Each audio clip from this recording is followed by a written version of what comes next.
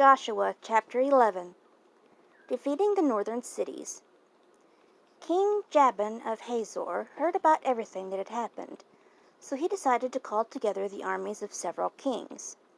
He sent a message to King Jobab of Madon, to the king of Shimron, to the king of Ashaph, and to the kings of the north in the hill country and in the desert. Jabin sent the messages to the kings of the Kinnereth, the Negev, and the western foothills. He also sent the message to the king of Naphoth Dor in the west. Jabin sent the message to the kings of the Canaanites in the east and in the west. He sent the message to the Amorites, Hittites, Perizzites, and Jebusites living in the hill country. He also sent the message to the Hivites living below Mount Hermon, near Mizpah. So the armies of all these kings came together. There were many fighting men and many horses and chariots. It was a very large army. It looked as if there were as many men as grains of sand on the seashore. All these kings met together at the small river of Merom. They joined their armies together into one camp and made plans for the battle against Israel. Then the Lord said to Joshua, "Don't be afraid of that army, because I will allow you to defeat them. By this time tomorrow you will have killed them all. You will cut the legs of the horses and burn all their chariots." So Joshua and his whole army surprised the enemy and attacked them at the river of Merom. The Lord allowed Israel to defeat them. The army of Israel defeated them and chased them to Greater Sidon, Misrephoth Maim, and the valley of Mizpah in the east. The army of Israel fought until none of the enemy was left alive. Joshua did what the Lord said to do. He cut the legs of their horses and burned their chariots. Then Joshua went back and captured the city of Hazor and killed its king. Hazor was the leader of all the kingdoms that fought against Israel.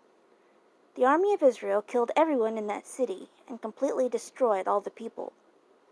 There was nothing left alive. Then they burned the city. Joshua captured all these cities and killed all their kings. He completely destroyed everything in these cities, just as Moses, the Lord's servant, had commanded. But the army of Israel did not burn any cities that were built on hills. The only city built on a hill that they burned was Hazor. This is the city Joshua burned. The Israelites kept for themselves all the things and all the animals they found in the cities, but they killed all the people there. They left no one alive. Long ago the Lord commanded his servant Moses to do this.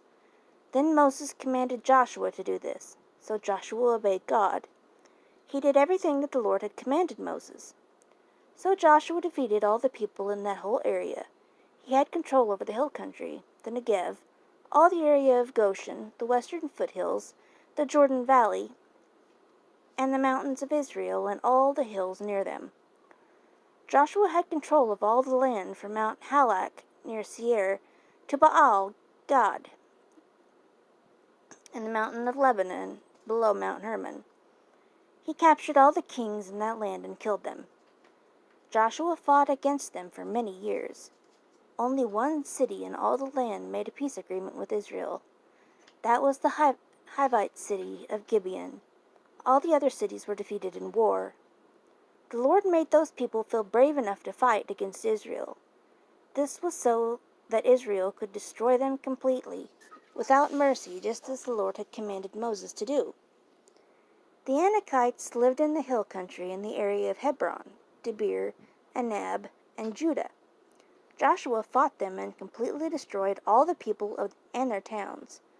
There were no Anakites left living in the land of Israel. The only Anakites who were left alive were in Gaza, Gath, and Ashdod. Joshua took control of the whole land of Israel, as the Lord had told Moses long ago. The Lord gave that land to Israel as he promised, and Joshua divided the land among the tribes of Israel. Finally, the fighting ended, and there was peace in the land.